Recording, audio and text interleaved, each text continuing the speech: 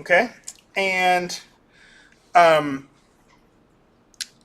this is recording, I'll just repeat again. Bring in as many pictures of the bottle or of two bottles as you can possibly get for reference. In the meantime, we're going to get started on animating a bouncing ball. So give me 1 second here to get you some files up there. Yes.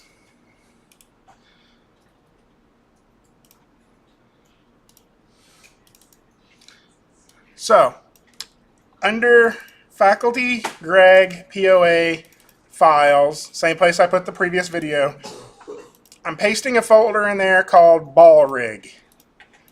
Okay? I want you to copy this to your hard drive or to whatever it is you're going to be using to do this animation. So this is the files we're going to be needing. I'm going to open up Maya. So I know just from watching students, again, the tendency is to go in here to scenes and double click that file. I wish I could like smack your hand every time that happens, but I'm pretty sure that I would get fired. So I'm not going to do that. But consider this a verbal smacking of the hand if you double click on that file. Don't do that. How we need to do this is open Maya, go File, type in Maya, right? Open that. And so once we have Maya open, we're going to go File, Set Project. Okay. And then we're going to point to the Ball Rig folder. Okay.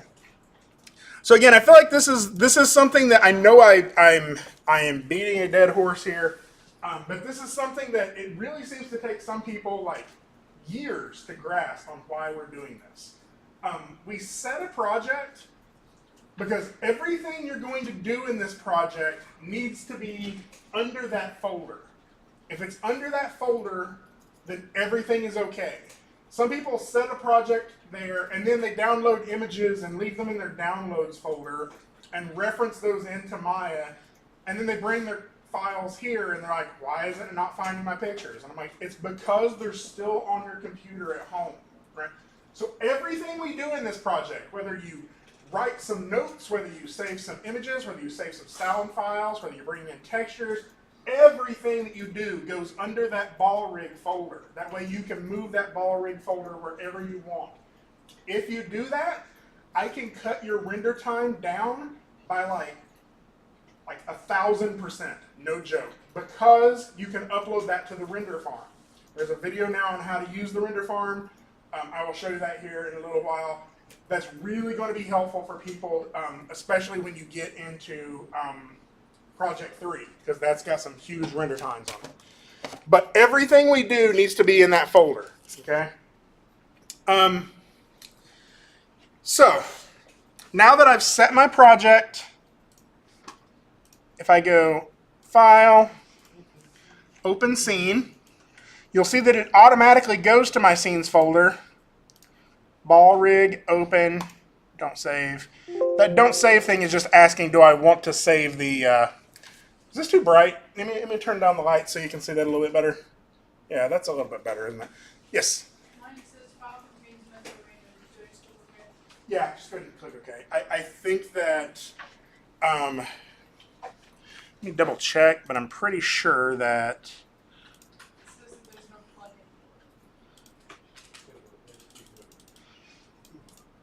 Yeah. You should be fine. What it's doing is there's a material hidden in there somewhere that's not actually applied to something. That's a mental ray material, and mental ray isn't on this computer anymore. It's because this file is kind of older for when mental ray was something that Maya had.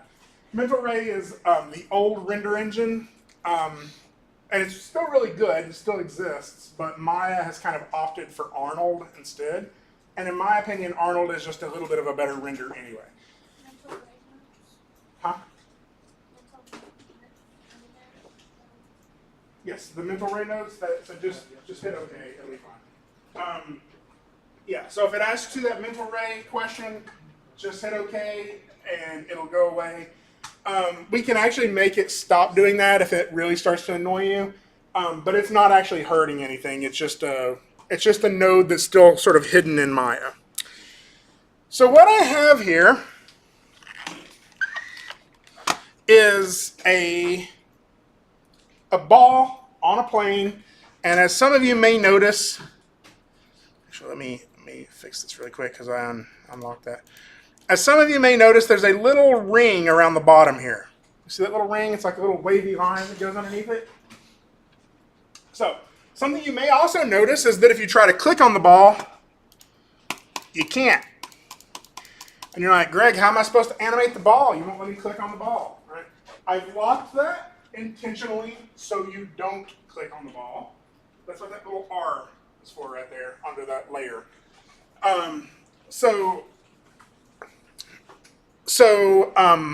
We do this because I don't want you setting keyframes on the mesh.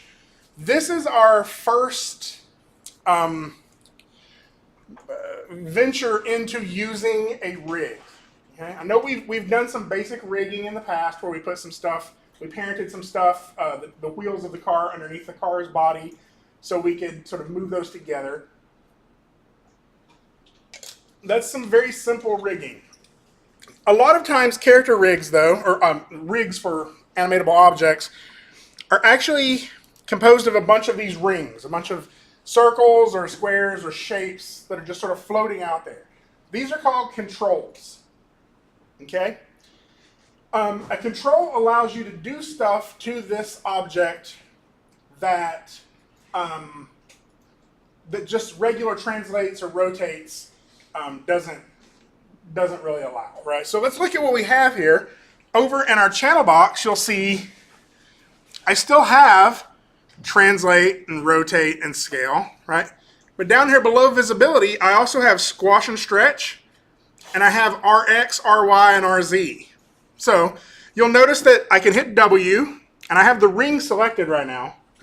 I can hit W, and I can move it around, and the ball goes with it. Look where the pivot point is for this. See where my arrow is at the bottom of the ball? So if I hit rotate, if I go to E for rotate, my ball is going to rotate from that point, right? So if you want your ball to roll across the floor, that's not how it would do it, right? Huh? Yeah, so what this is for, what this rotate for is to angle the ball, right?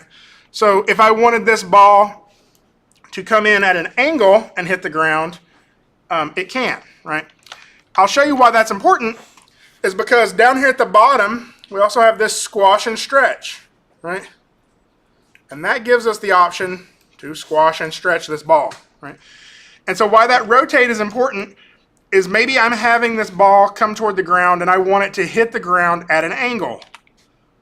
Well, I can do it like that, right? But balls roll, right? That's the problem with that is like, I can't use this rotation to make this ball roll across the floor right now, because if I tried to make it roll across the floor, we're going to get that, right? And that's not correct. That's what these RX, RY, and RZ is for. So even while the ball is squashed or stretched, it will allow us, apparently it's always the last one I choose, RZ. RZ will allow us to still roll the ball in that shape. Okay?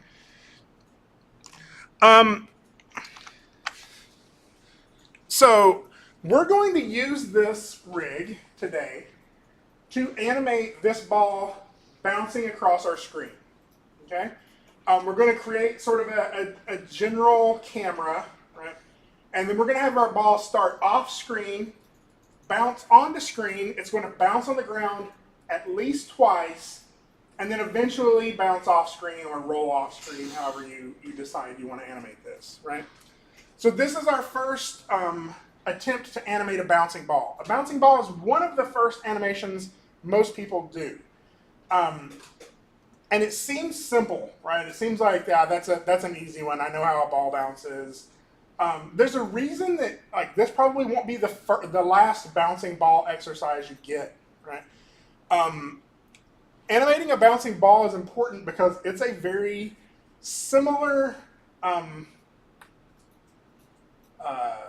set of principles isn't the right word. It's a very similar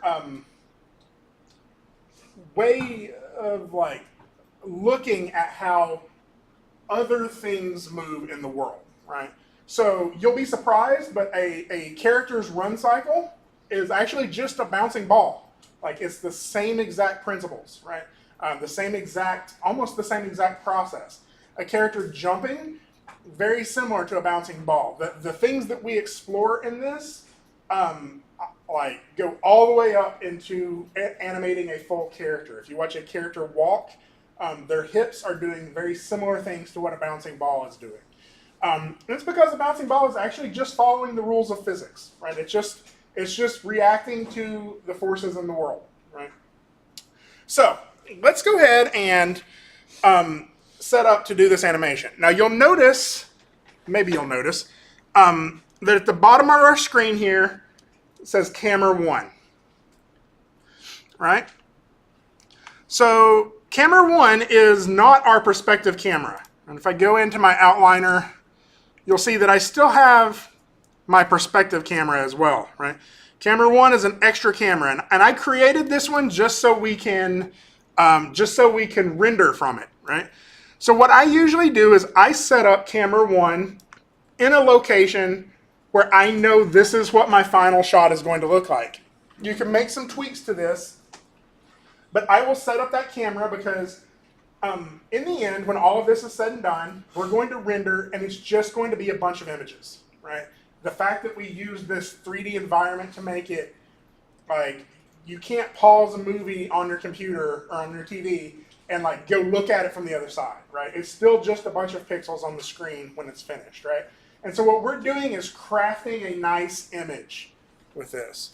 So I'm going to start that by figuring out my, my camera angle, which is, to take words from last class period, addressing staging, right? We're looking at the staging of this shot. How do I want to present this information to the audience, right?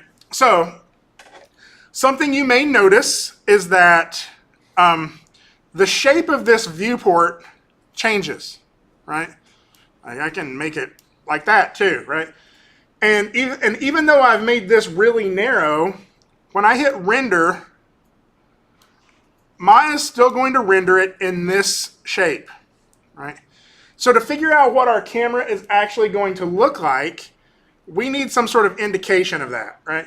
Like I could probably try to approximate it and get close, but really there's an easier way for that.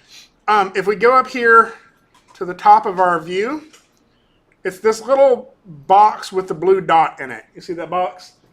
Right up there in the top under the word render or renderer. And so when I click that, Maya puts this like box around our view here. And this is the shape that will render, right? This allows me to sort of aim my camera and set it up the way I want it to be set up, right? So what I want for my shot is I want my ball to kind of, I'm going to set my camera a little lower here, right? I want my ball to kind of bounce in from this side of the screen, which would be screen left, right? I want it to bounce in and kind of hit a couple of times and then bounce out, okay? So if I wanted to, I could draw that path on the screen, but that's what I want. I want it to hit the ground twice in the middle of the screen here, right? So this is a pretty good spot to do that. Right? So what I'm going to do is I'm going to select my camera because what is inevitably going to happen is I will accidentally start, like while animating, I'll accidentally move my camera and be like, crap, that's not what I wanted to do. In case that ever happens, I'll let you know that the bracket keys, like right next to P, there's those two bracket keys, those will let you undo a camera move. All right, so that'll let me put that back. But just to prevent myself from doing that, what I'm going to do is lock my camera. Right?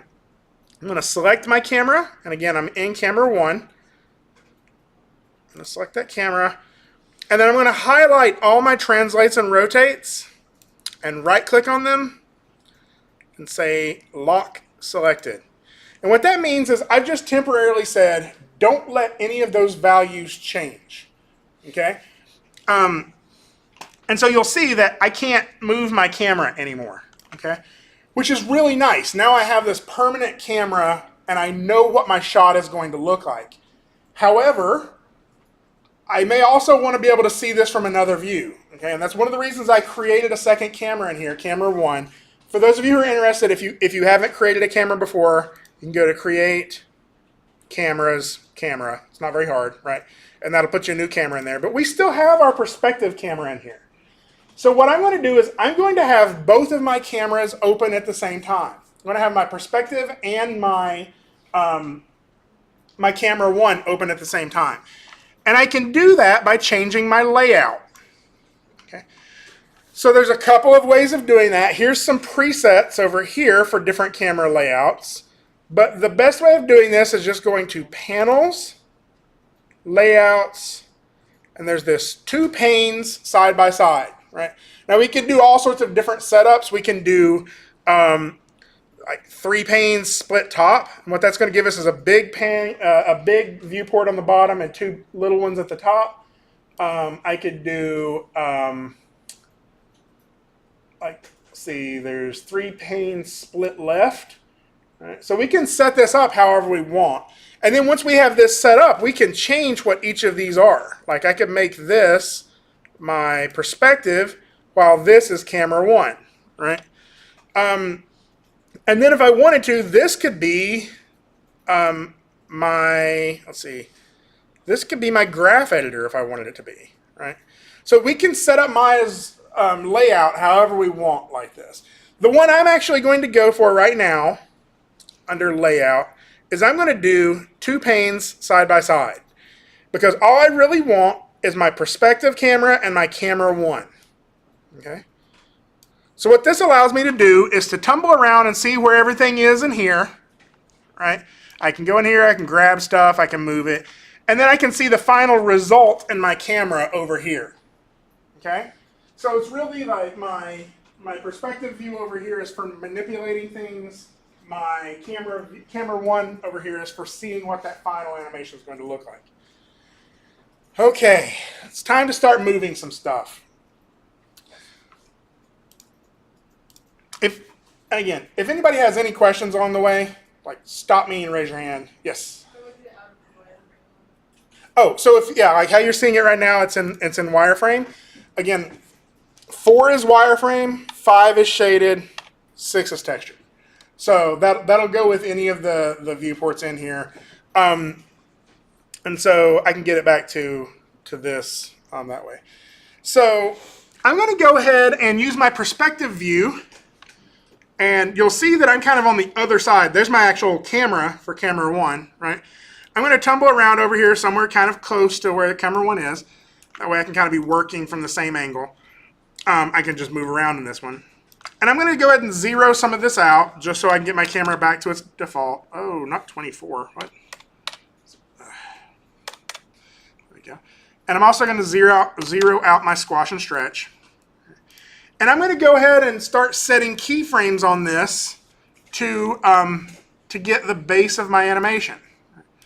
So I want to start from outside of my frame, somewhere like this maybe, right? And I'm going to, on frame 1, I'm going to go ahead and hit S because that's where I want my animation to start, right? Now, where did I want my animation to end? The other side. Off the other end of the screen. Yeah, off the other side of the screen, right? So I don't know about my timing just yet. I'm just going to sort of take a stab in the dark to get some timing. I will have to readdress my timing later. But let's say, like, we could do this with a stopwatch if we wanted to, right? We could bounce a ball and time how long it took, right? But let's sort of think about it in our head. I throw a ball. I think I'm going to make mine about 3.5 to 4 seconds long, right? So 24 frames a second. Let's start doing math. So 48 is 2 seconds. Let's do... I'm just going to get a round number here. I'm going to do about 100 frames. Okay. So that's just a rough idea. I may be wrong. But what I'm going to do now is I'm going to move all the way to the end of my animation. And I'm going to go ahead and put my ending location for my ball. Right? So it goes over here, off the screen. Now, something some people have a difficult time doing is getting this to line up perfectly with the ground. Luckily, if you just type 0 on Translate Y, it'll line it up with the ground, right? And I'm actually going to have mine go off the plane a little bit further just so I have it, have it well outside of my view here. So I'm just going to hit S. And so now I have that animation. And if I hit play, there we go. Now, again, that's not what I want, right? Couple of things wrong here. One is the playback speed, right? Because that doesn't feel like 4 seconds to me, does it you? Like it's playing really fast, right? How do we fix that? Switch it to real time. Yeah, so we're going to right-click in our timeline, playback speed, real time. And so now when we watch this, it still feels a little slow to me, but that's okay. I'm going to go ahead and animate it with the wrong time because I know I'm going to have some changes to that time later, right? So,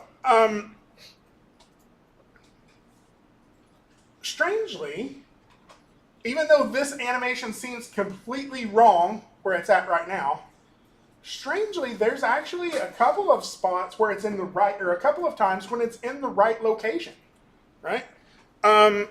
Like, I think there's a good chance it's in the right location at each of these tops of the bounce, right? So I'm going to show you this thing. Don't freak out about it too much. It's not really that big of a deal, but it's a tool that you can use. I'm actually going to lower this a little bit. So, well, no, it's all right there.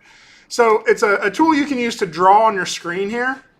It's this object right here, the grease pencil. I usually just use this for reference purposes, but if I click on that, it opens up this little tab here. So this is all I'm doing. This isn't something you need to do, but this will allow me to draw on the screen to get some ideas of what's going on. If I click Add Frame, then this will allow me to sort of start drawing in my viewport here to get an idea of what I want this bounce path to look like. All right? So let's try that. And I'm just going to go ahead and leave that in there. And what you'll see is here at the top on this frame, we're in the right spot, right? We're about in the right spot there, pretty close to the right spot there, right? It's really all of these points where it should be hitting the ground. That's the spots where it's wrong, right? So I'm going to go ahead and go back to W. I'll leave this here temporarily just so we can use this as reference. So what I'm going to do is I'm going to find those spots where it's at the top of those arcs, and I'm just going to go ahead and set a keyframe there. S. And it looks like about frame 60-ish. Right? I want to get somewhat of an even divide here. Let's do more like 64, 65. Let's try that. Right? And really, I'm going to do one right here as it's coming in as well, just so I have it. Right? So frame 14, that sort of pins it there. Right? So we have those key points now. Right? What I need now is the spots where it's not correct, where it should be touching the ground. Like right here, in between frame 14 and 40, right? It should be hitting the ground right here. Right? So again, in that using terms we learned yesterday, we're working in the pose-to-pose method, right? So I have pose A, and I have pose on 1, on 14, on 40, on 64, on 100. Those are all key poses, right? The problem with it is I don't have enough key poses to explain this motion or to describe this motion correctly. So I need extra poses to put it on the ground, right? So what I'm going to do is I'm going to go to about the points where that's needed. Let's say about 27. Right? And I'm going to go ahead and put that on the ground. And I can do that, again, by typing in 0 over here and hitting S. So now what we're getting is that, right, which is getting closer. Over here, I'm going to go about halfway between 40 and 64 and put that on the ground too. Type in 0. There we go. Hit S. For some reason that didn't work. S. About there. Actually, I'm going to pull that back. I think I have that key pose in the wrong spot. We'll do it about like that. And then I think right about here it needs to be on the ground again. So go 0 and hit S. And then from the rest of that, it just kind of rolls off, right? So I can get rid of this. I can get rid of this now. This outline that I'm using to draw that. Actually, I'm not going to get rid of it. I'm just going to hide it. I'm going to go to Show, and under Grease Pencil, I'm going to uncheck that. So it's actually still there. I'm not going to use it. So let's just look at this animation now, and look at that. I've set all of my poses. Right, this is pose to pose workflow. I've set all of my poses, and it's perfect. Right. So what's wrong with this animation? Like, there's a whole lot of things wrong with it, and I want you to help me figure them out. So let's start naming some of them. The ball's going at a constant speed. So the ball's going at a constant speed. We know that it probably was tossed or rolled off of something, right? And it had that energy at the beginning. And for every bounce, it's probably going to slow down. It's probably going to lose a little height. So, It doesn't look like it's actually hitting the ground and bouncing off it. It looks like it's like sliding. Right. It looks like it's It doesn't look like it's hitting the ground, right? It looks like it actually. If we were to frame by frame through that, it would look like it's slowing down right before it hits the ground and then speeding back up. Which I would challenge you to try that. Try climbing up onto a small object and jumping off of it and slowing down before you hit the ground. Like, that's not something we can actually do, right? So we know that there's something breaking the laws of physics there. Yep. What's another thing? It's not rolling. It's not rolling at all, right? Yes. No squashing or stretching. It's quite the very first principle. No squashing or stretching. There's no indication that there's any force acting on the ball. In fact, this looks like some form of ghost ball flying through the air, like in a sine wave or something, right? Like, this feels like what it is. A computer did some math and tried to make motion, right? And so our job as an animator isn't just to set these keyframes. Our job as an animator is to control how these keyframes transition, okay? And that's where we have to bring in the graph editor. We're going to take a little bit of time today and just dive in and make some changes happen, right? So let's address some of those things one at a time. So let's address the fact that it's slowing down before it hits the ground. Let's play with that one first, right? So I'm going to do that by sort of changing my layout again.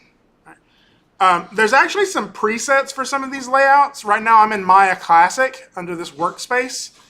But if I go in here and choose animation, it will change my layout to something similar, except now I have my graph editor down here below me, right?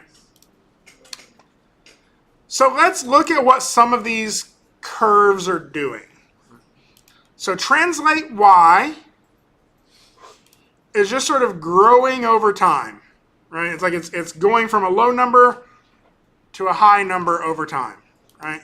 I want to show you that we can navigate in here as well. If I hold down Alt and right click, I can zoom out.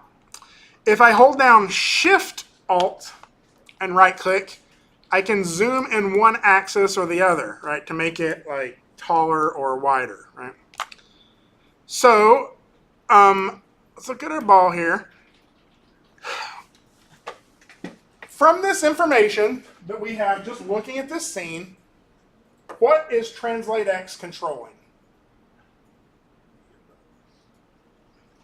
So it could be side to side motion, it could be up and down motion in relation to this camera, or it could be that the ball's getting further or closer to the camera. Which do you think it is? Side to side.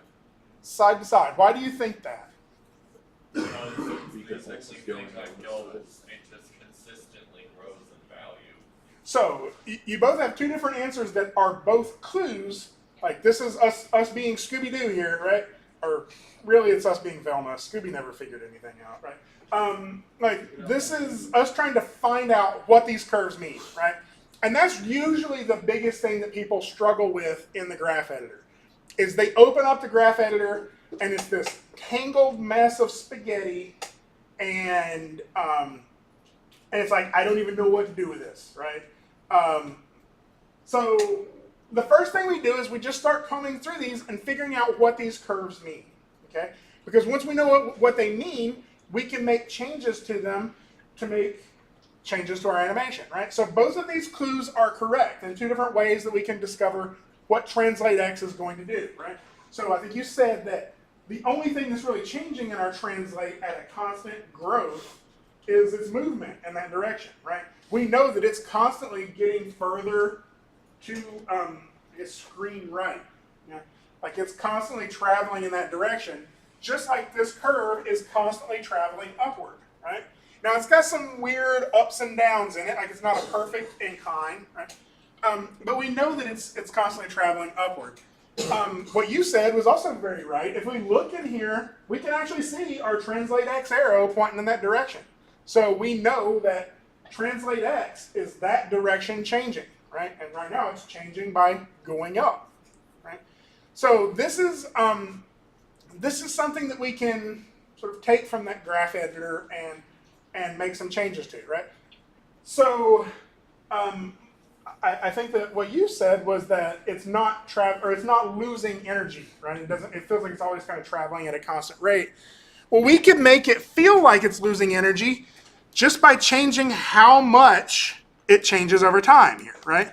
So I could make it sort of curve in, sort of ease in here at the top, which you'll also remember is one of the 12 principles. Right? And so now, and the other thing I could do is I could make it sort of not ease in quite so much here, right? So maybe I could sort of straighten that out. And we can make changes to this curve.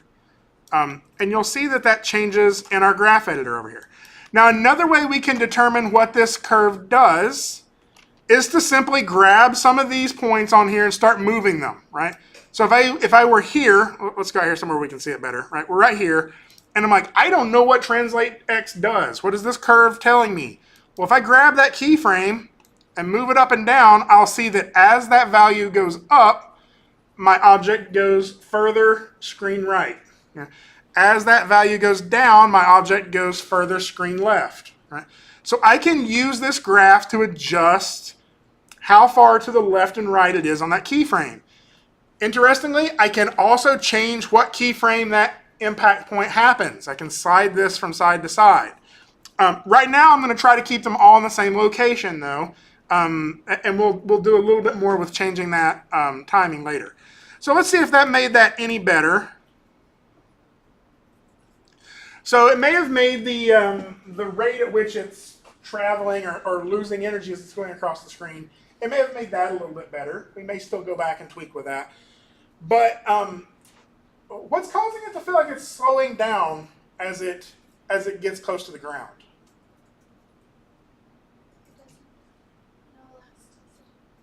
So there's no elasticity, but some of that is also in the spacing, right? So remember we talked about ease in and ease out and its relation to timing and spacing. So I'm going to show you, if we look at our translate Y curve, right? This is our up and down curve, okay? And this is interesting because if I think that bounce is too high, I can always grab that and lower it, right? I can adjust the animation from in here. But the reason this feels like it's slowing down at the bottom is because it is, right? If we go through here and sort of mark the distance, the vertical distance it travels, that distance gets smaller and smaller and smaller and smaller, right? In fact, we can actually do this. There's a tool inside of here. I don't remember if I've shown you all this or not. There's a tool in here called the motion trail. So if I select my object and I go to, I think I have to be in the animation window here, animation tab. I'm going to go to Visualize and Create Editable Motion Trail. And so you'll see the path that this is taking now, right? And you'll notice that it's actually very similar to our translate Y, right? Because most of this is just moving forward at a pretty constant rate, just like our timeline is, right? And we have the up and down motion that we're seeing here, right? If I were to turn on, don't sweat what I'm doing too much here. This is more of something I'm showing you to explain a point, not necessarily on how to work on this. But if I go to my motion trail, where's that at?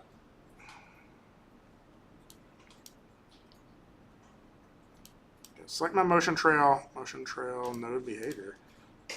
There it is, motion trail shape. I can click on this show frame crosses. So these little crosses that we're seeing here on this frame, right?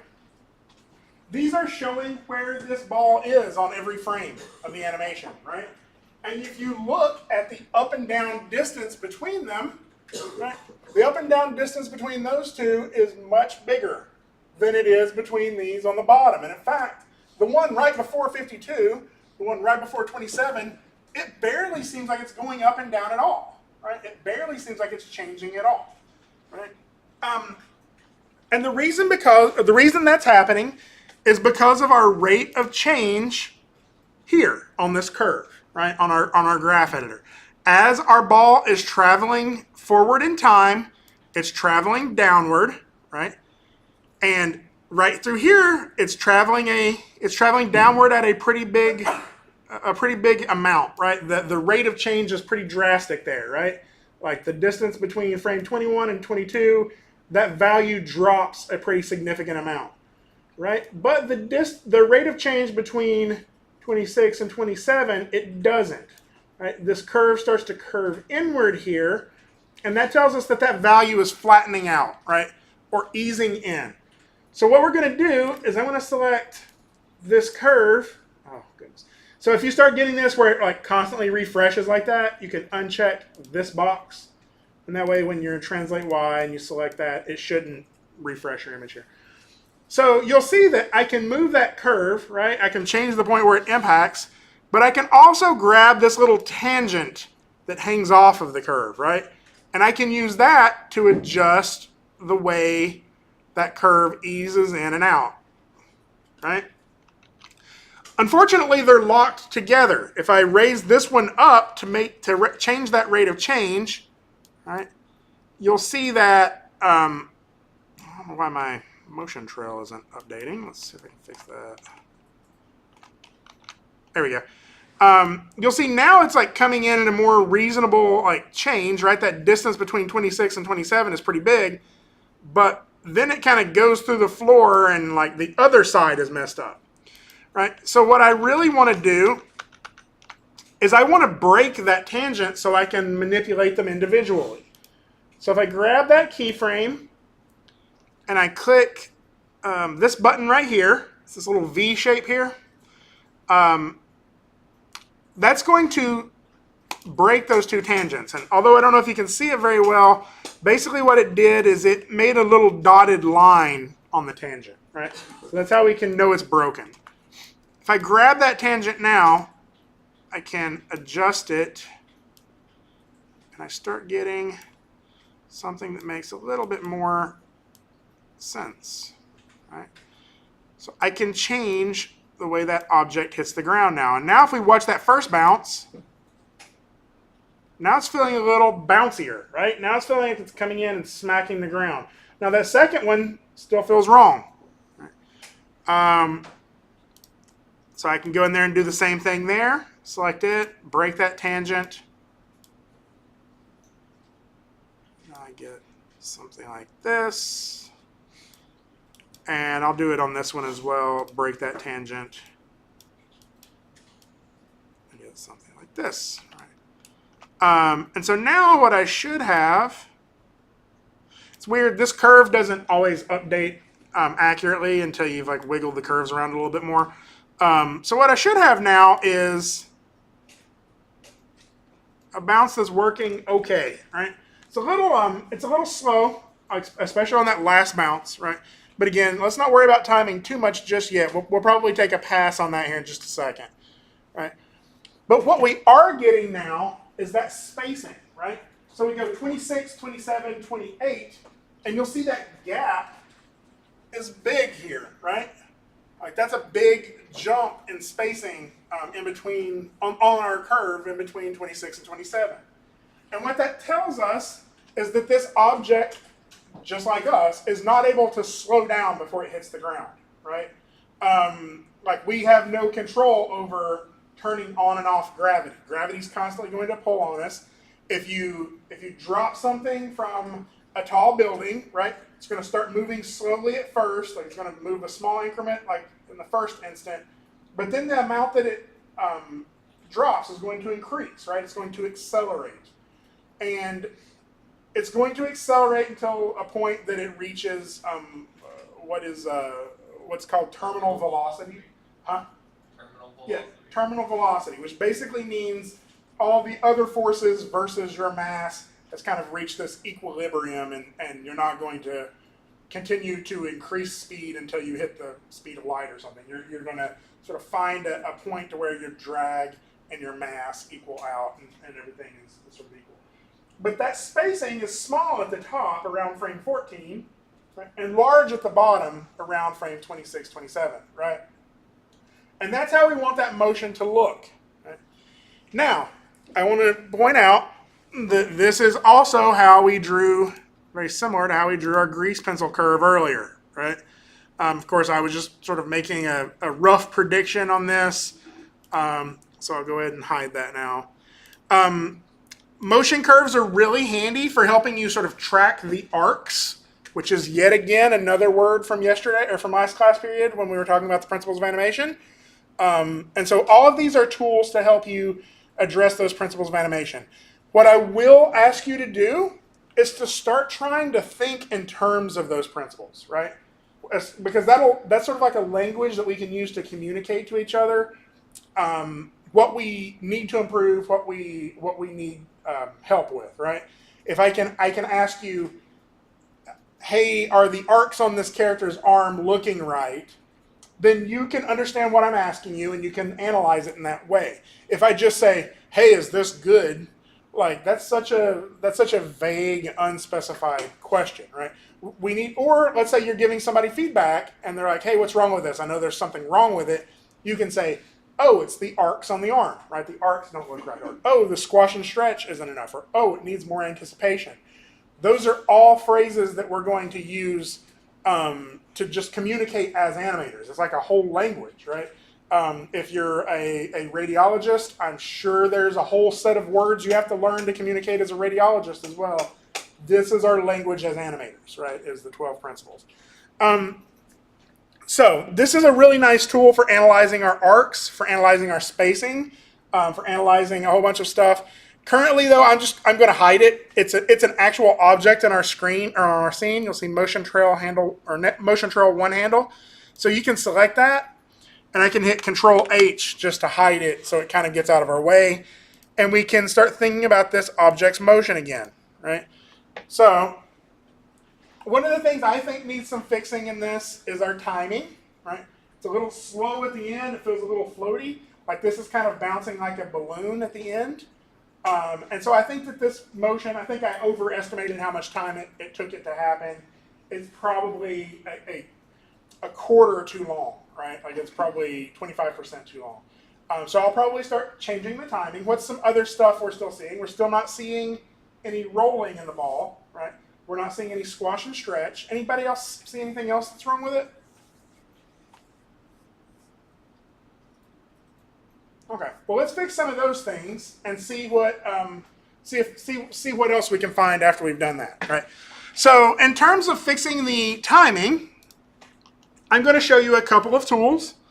I can grab the ball's control, right? And as we've already seen, I can highlight by holding Shift and then clicking and dragging on my timeline. I can highlight whole sections of this animation, right?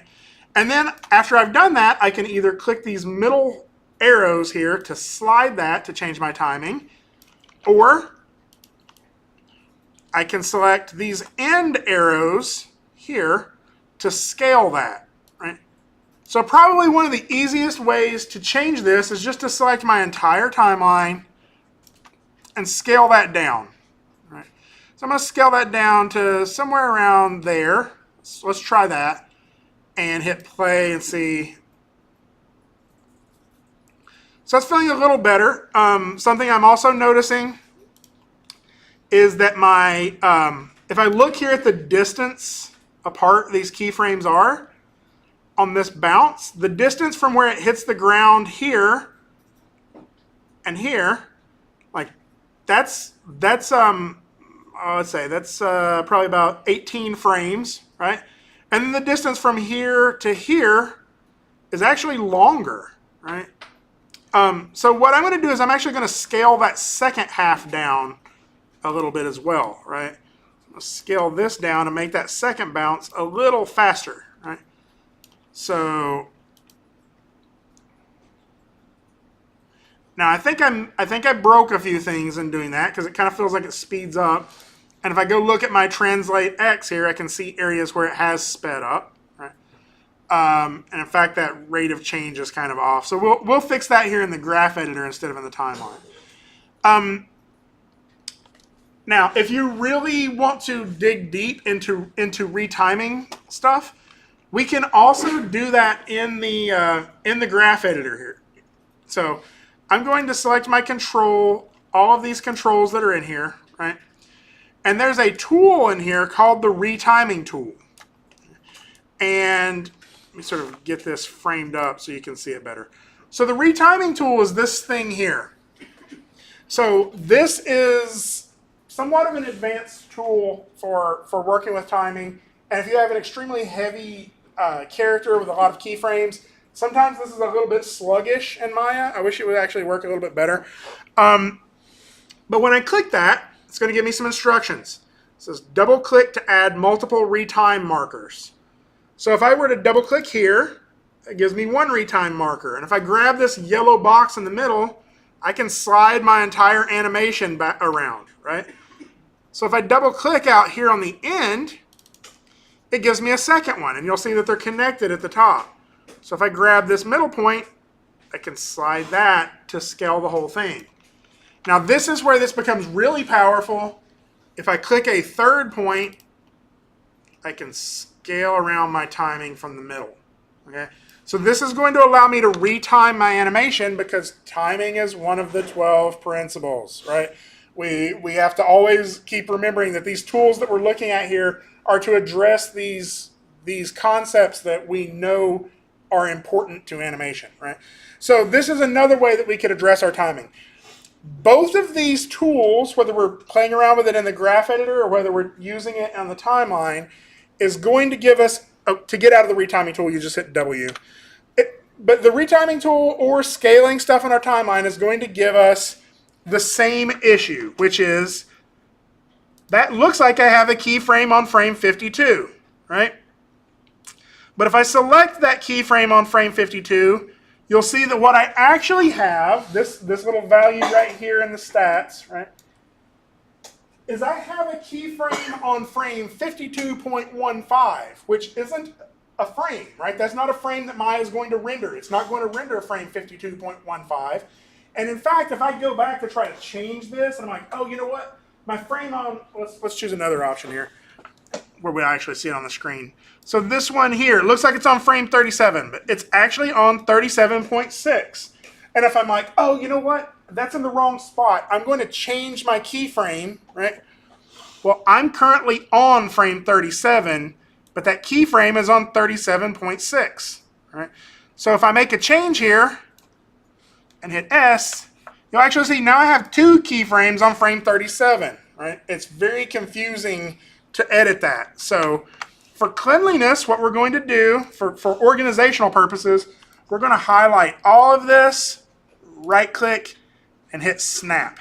Okay, and that's going to snap it to whole keyframes. That's fine. Yeah, feel free. Yeah, that's cool. I was making sure you didn't have a question or anything. So now that we've done that, all of my keyframes should be on whole keyframes, right? And if we watch this, hopefully it's going to look a little bit better. Now, to me, it feels like it speeds up just a little bit right here, right? And so if I go look at my translate Y or translate X, I'll see that there's a lot of stuff going on in this curve. Like it kind of goes forward and back quite a bit through here. Something else we can do is we can just think of this as one big curve, right? So I could actually delete all of these keyframes out of here, right? I can make this tangent going faster, make it kind of slow into this a little bit. So that's close. Right now, though, like doing that causes it to hit the ground a little further forward than I wanted, right? It also, like one of the ways I could change that is just by lowering this value, right? Starting it further away, right?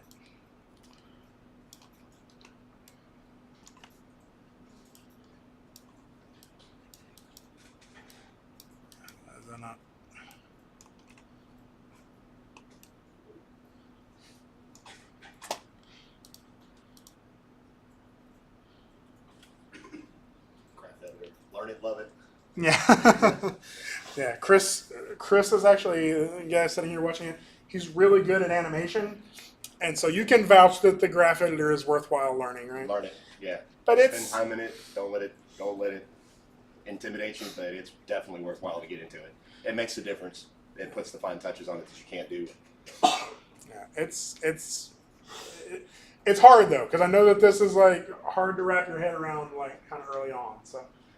So this is going to allow us to make those big changes. Something I was noticing on mine, some people, Maya is supposed to have implemented this concept of where you can just regular like left click, right, to move this. And that seems to work fine on the keyframes, but sometimes I can't get it to work on my tangents. If you can't, I think that that's just that new implementation breaking a little bit. You can middle click to move it as well. Okay. So middle click while it's highlighted. That's the way it used to be. That was the only way you could adjust those. So if it doesn't move when you regular click on it, try middle click and see if that's, I think that's just a bug they're going to have to work out. So now my animation's looking a little better, right? It's maybe traveling a little fast there at the beginning. I may adjust that a little bit. There we go. Okay. So we have a couple of other things that we could adjust in this, right? Some of the things that we named before, no squash and stretch, and there's no roll on this, right? So let's use the graph editor to make that roll happen. Like let's just try to do something completely in the graph editor, because I could go in here and for every frame this hits the ground, I could roll it just a little bit, right, using this RZ, right? I could go in there and say, okay, where it hits the ground here, I want it to have rolled a little bit in this direction, right? I could do that, but what I'm going to get is like very sporadic rolls forward, and it's going to take me much longer. So actually what I'm going to do instead of doing that is I'm just going to scroll down here to my graph editor to this RZ, right? And what you'll notice is that if I take these values up, well, I have to zoom out quite a bit to get this, right? If I take this value up, you're going to start seeing some roll on that ball, right? Now the reason I'm having to zoom out so far is because that roll is based off of degrees, right? So it takes 360 value changes for it to roll all the way around one time, right? And we may need it to roll like 5 times, right? So what I'm going to do instead of that is I'm going to go in here and sort of frame all this up. If you hit F, it'll frame everything, right? I'm just going to delete all of these except for the first and last one. And on this last one, I'm going to highlight it, right? And so if this is the number of frame it's on, this is the value that it's on, right? And right now it's 0, but if I typed in 360 and hit enter, you'll see that now I have a curve that goes from 0 to 360. And if we watch that, oh, apparently it's a negative 360. So you'll see that the ball is actually rotating backwards now. Yeah, so that's a little freaky. So let's just go in here and put a negative on that instead. Now we're getting some roll on the ball, right? Now, to me, I think it could actually use a little bit more. So we could crank that number up a little higher. Maybe we'll go like, let's try 420 and see what that gives us. You're proud of yourself, aren't you? Going backwards in the middle of it. Huh? I did that, but then it just changed direction in the middle of it. Are you, It's just doing it right. Okay, so it does this, right? oh, I think you're not on your last. So you're going to go delete that one and zoom out a little bit. I think yeah, so just go and delete that one and then it's on that last. Yes. It's not rotating at all. So I think it needs to be really. So did you try negative 360 on that? I did that last time. Yep. So go ahead and delete those keys in between there. Just highlight all of those right there in the middle. Probably not that last one. Just hit delete.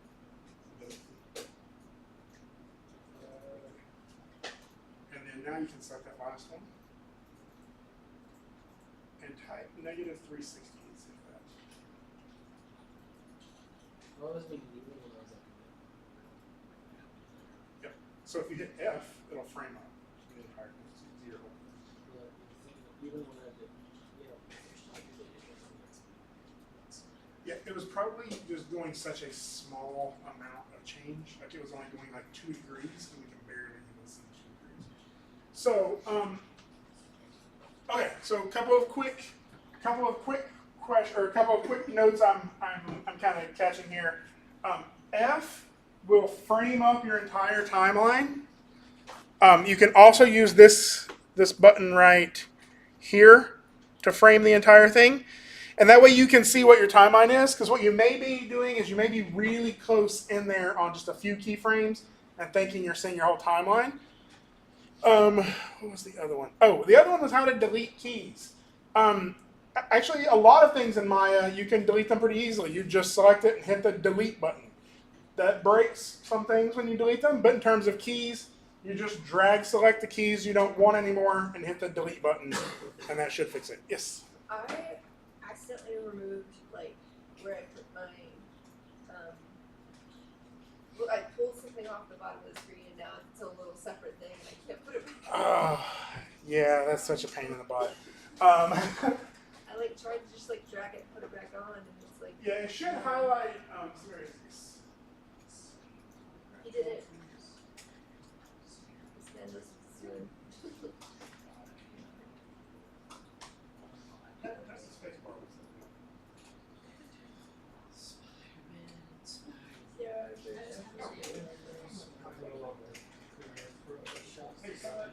all I know is that like I pulled it off. Okay, so for some reason your graph editor doesn't actually start. So we're going to do Windows. actually sucks. Okay. Did you get your graph editor thing fixed? Yeah, he fixed it. Awesome. Okay. Now, note, I'm only doing all of this on one screen because I like it this way.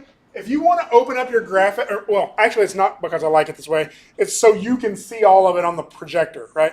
If you go up here to Windows, Animation Editor, Graph Editor, you can open that up as a separate window and put that on your other screen. That way you can use your entire screen to do your animation. That's the cool thing about Maya. Like, it's not even that you're going to have your favorite setup. It's like you'll have your favorite setup for doing graph editor work, and then later when you're doing like lip sync on a character, you'll have a completely different setup, right? And you can change all of those around. You can change your workspace arrangement, all of that stuff is like you're going to kind of have to discover what it is you like and what it is that works best for you. And some of it takes trial and error, and some of it takes peeking at your neighbor's screen to see what they came up with, because they may have found some solutions that you didn't. That's collaboration, not cheating. It's okay. All right. So we have some constant roll on there now, right? And again, we can keep playing with this. We can keep messing around with it to get something different. But I'm not unhappy with what I have right now. The only thing with this is, if I were to sort of pause here, actually, something else I can do though is, like, it feels like it slowly starts rolling. I can sort of make it seem like it's a constant roll that slows down, or maybe it doesn't slow down. Maybe it's going to keep rolling forever after it hits the ground, right?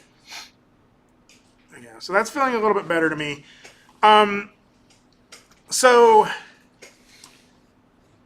the last thing we're going to look at is our squash and stretch. Okay, so we're going to play around with this one in both the graph editor and the viewport at the same time, right? So let's think about what's happening with squash and stretch. Right here, while it's on the ground, Squash. it should squash, right? Why is it squashing? Because it's hitting the ground. And it has to disperse its volume. So it's hitting the ground. There's some force, like gravity is pulling on it, somebody threw it, whatever those forces are, it has some energy, right? And it's going to hit the ground, and it's not an egg, so it's not going to shatter, and it's not a bowling ball. I mean, you could make it a bowling ball if you want to, but if you made it a bowling ball, this is bouncing too much for a bowling ball, right? So every object sort of bounces differently, right? For this one, I like to think of this one as like, you know when you go to Walmart and there's that giant bin of like rubber balls that have like Iron Man's face on it? Like, I think of it as one of those balls, like those like rubber toy balls for kids, right? So it's going to have a little bit of squash and stretch in it. Yours may be a water balloon that's going to like roll and then like really like distort, right? But as we said when we were talking about squash and stretch, you have two options. You can either deform or you can break, right? And in this case, it's not going to break, right? We're not throwing an egg, we're bouncing a ball. So that means when it hits the ground, it's got to absorb some of that energy in some way or another, right? And in this case, we're choosing to have it do it with a squash, right? So we can adjust our squash and stretch here. I can crank that number up, right? And because I just want to set a keyframe on the squash and stretch, I'm going to right-click on that and say key selected, right? And so now you'll see that I have this squash and stretch key here. In fact, I can do that in the graph editor now with this one if I wanted to. I could grab that, hold shift to constrain it left and right, and I can just add a little bit of squash there, right? And then I'm not going to worry about the squash on that one, right? So let's watch that now. It's constantly squashed. Huh? It's almost constantly squashed. It's almost constantly squashing, right? So let's think about what we said there. An object squashes because of the force of that impact, right? It has energy, it meets an object, and it has to change, right? However, if we were to look right here on frame like 19, well, it hasn't hit the ground yet, and it's already squashing, right? So something's wrong there, right? That's not what we wanted. Right? We want this to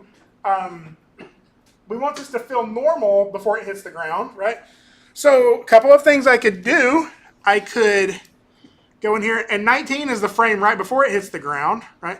I could go in here and I could take some of that squash and stretch out, right? I could take that back to like 0, right? And key select that. Right? And so now what you see is it's at 0 until it hits the ground and squashes, right? Well, now after it leaves, it's still squashed, right? So that makes it feel like I just threw a ball of silly putty and like it hit the ground and flattened out, and now that flat object is bouncing, right? So we need that to try to get back to its original form, or maybe even stretch past that original form, right? So I can take that back to 0, right, on that, and right-click, key selected. And what we get now is it just squashes for that impact, right? And if I watch that hit now, it's very subtle. We barely see it, but we feel it, right? Now, let's say I wanted to make this more cartoony, right? Let's say I wanted to make this exaggerated, right? What I could do is I could stretch it before it hits the ground to make it feel like it's like flying through the air so fast that it's like warping the shape of the ball, right? So I could add a little bit of stretch at the beginning of this instead by going up into those positive numbers, right? So let's do like 0.3, right click, key selected. And now you'll see my graph editor looks a little bit like this, right?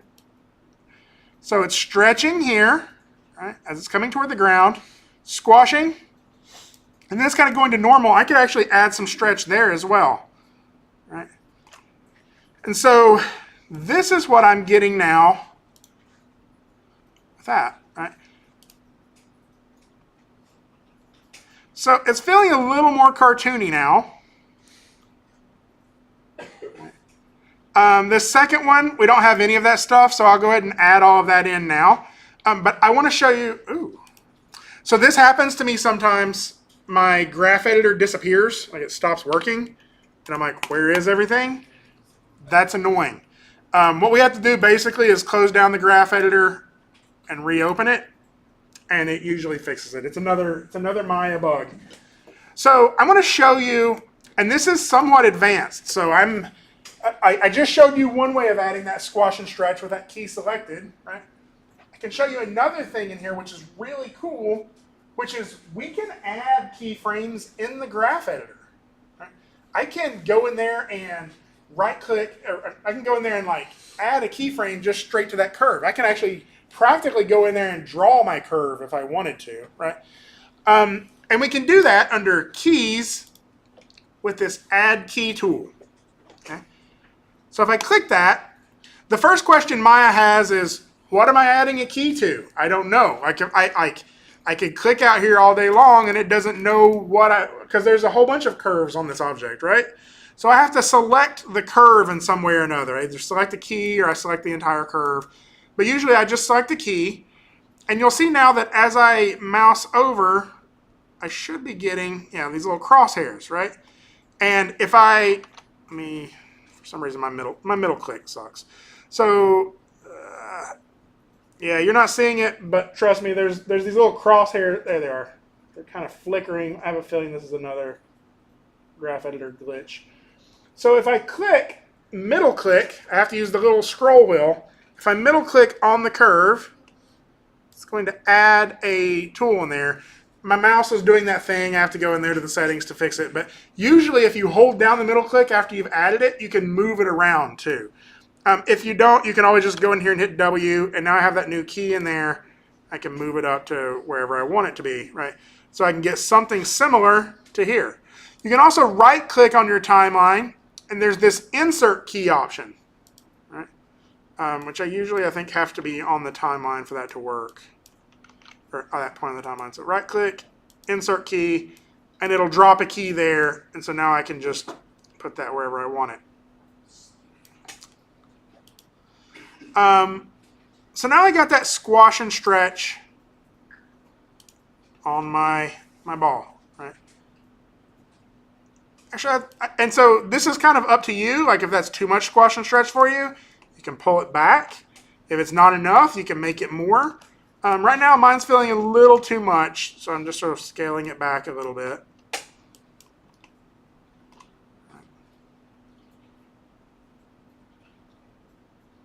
So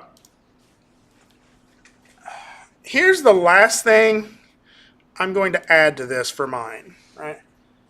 Can anybody see anything else that they would change about it? Yes. The rotation of the stretch, because when it's stretching, it's coming up, straightened down. Yeah, there you go. Right. So like if I turn my if I were to turn my I hid the motion trail, so I'm gonna select it, hold Shift H to turn that motion trail back on, right? So let's pause right there on my stretch, right? So if I look at my stretch, look, it's stretching straight up and down as if it's falling from the sky really fast, right? But really, I want this to look like it's stretching from the direction it's traveling, right? So what I'm going to do is I'm going to go to that key before that. This is actually a nice option, is I can turn on auto key, and since I'm just changing one attribute, it will automatically do that key selected for me. So if I hit E and I just rotate in my rotate Z, you'll see that it adds a keyframe on my rotate Z when I release it. Right? Same here. I can kind of angle it that way. And so now we'll see what happens is like it's coming in at an angle and then it bounces out at a different angle. Right? Same here. I would maybe go to here, angle it just a little bit, bounce out at a different angle. So if I hide my NURBS curve or my motion trail now,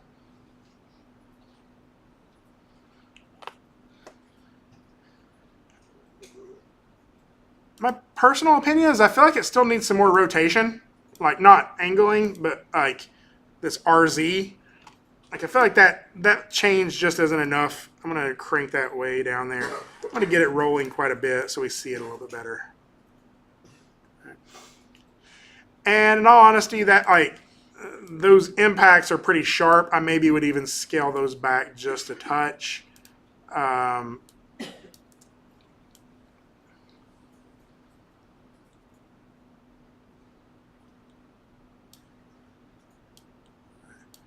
And I may even would scale back my stretch. I feel like my stretch is being a little too exaggerated personally. So that's one of the cool things about the graph editor is I just made all of those changes really quick, right? So this is my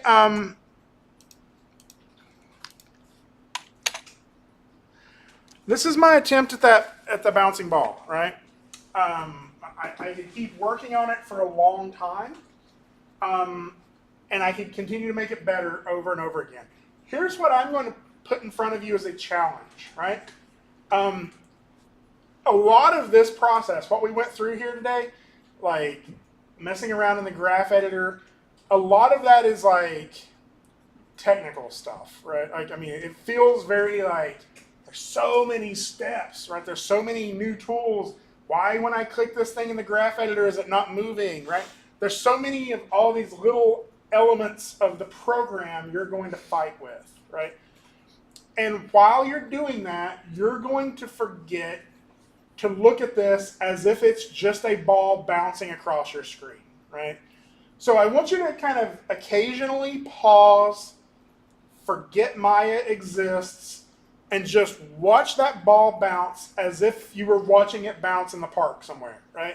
Just look at it as if it were just a real thing moving and say to yourself, like, all honesty, forgetting Maya exists, does that look good? Does that look right? Does that look like what I would expect to see, right? And this is how you will get to be a good animator, is if your answer is no, you know that requires you to go back into Maya and fight with that technical stuff, right? You know that is the only way of fixing that. And sometimes students just go, I don't want to do that. Hopefully this will just be good enough and I'll still get a good grade on it, right? And you possibly will. You'll still, possibly pass that project and that's not a big deal, right? That's not what I'm worried about. I'm worried about you giving up on it before it looks right to you, right? And that's what the graph editor is for, is making it look right. And right now, that graph editor is going to feel terribly intimidating, right?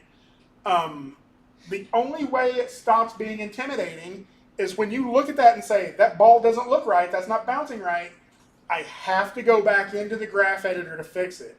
If you do that enough, eventually the graph editor is not intimidating at all. Chris in there is not intimidated by the graph editor at all. It's like a shortcut key you tap to go into for 5 seconds and fix it, right? It's the equivalent of flipping your pencil around and using the eraser. I'm sure when your motor skills as a baby were really like clumsy, turning that pencil all the way around and using the eraser side was difficult. You eventually got really good at that, right? The graph editor is the same way. Like, I will change things in the graph editor almost unconsciously. Like, I won't even be conscious that I like went into the graph editor and made a change, right? And eventually when you get to that point, Maya will just feel like a pencil to you, right? It won't feel like this intimidating program that is like scary, right? It goes away and Maya is just a tool, right? It's a screwdriver, it's a hammer, it's a pencil, it's a whatever tool you're needing to make the thing that you need to make, right? And the only way to do that is to just do that hard stuff early, right? To just get in there and fight with it. Right? So I'm going to stop now. What I would like you to do is work on getting your bouncing ball looking pretty good, like looking as good as you can by next class period. Because next class period, we're going to hide that ball and we're going to start making some more stuff in this scene. What we're going to do for Project 2, I have an official write-up for it, but I need to make some changes before I post it. Sort of unofficially, so you know what Project 2 is, we're going to model those two bottles, right? And we're going to rig at least one of them jumping out of the way as this ball bounces by, right? So there's a difference between a bounce and a jump, right? And that difference is intention, right? You have thought behind a jump, right? That ball's not thinking about how it's bouncing. It's just reacting, right, to physics because it doesn't have a brain. It's a ball bouncing across the ground. But you do. Like, you make decisions on how to move, right? And so we're going to bring a bottle to life as if it's alive and try to show it jumping. That's going to require us to model that bottle. It's going to require us to rig it in a way that it will deform in an interesting way. And then it's going to require us to animate it. And that's what we're going to be aiming at for Project 2. Okay. So to get started with that, come in with the bouncing ball as complete as you can get it, because we're probably not going to be able to jump back to that because we're going to get pretty heavily into the bottle side of it. And bring in your reference images, preferably digital, of your bottle. Yes? Will the bottle require us to be it? It may. We'll get into UVs a little bit, so don't sweat that too much. But yes, we probably will be doing some UV work if you need a texture on your bottle, right? If your bottle is just glass, like, you may not need a texture on it. But if your bottle is glass with like a label on it, then you maybe would, right? I will say that try to bring in one that is like completely symmetrical, like it looks the same from all sides, very similar to that hot sauce bottle. To where a wine bottle works good for that. A water bottle, well, water bottles have all those grooves in it, but something like that. Try bringing that in. That one will work really good for one of the modeling techniques that we're going to use that I think you're going to like. So, okay. Any other questions about this? How many of your yes? I'm just having a lot of trouble doing it. Okay, cool. Yeah, we'll have a few minutes here at the end of class. I'll bounce around and help you with that. How many of you are bounce around? How many of you are feeling kind of intimidated right now by the graph editor? It's all right if you are. I know I was terrified. Like, I wasn't even intimidated by the graph editor. I just refused to open it. Like, I would just open the graph editor and like nudge some stuff and be like, oh, that fixed it. And then I'd close the graph editor and then I'd go back and it didn't. That doesn't work. Like, eventually we just have to, like, just rip off that Band-Aid and learn how to use it. So I'm going to go ahead and stop the videos and all of that stuff and walk around and help with anybody who has any issues. Otherwise, if you're feeling pretty good, be sure to save this file somewhere so you have it to build off of. And we'll see you next class period. You're welcome to use the rest of class however you want. So,